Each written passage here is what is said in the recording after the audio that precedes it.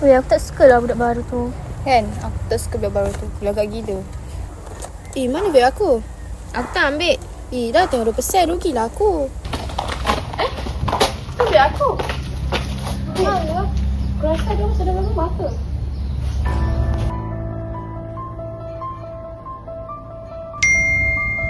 Nadia, mungkin dia dah tak tahu ke? Nombor Nadia bukan dah tak aktif ke korang?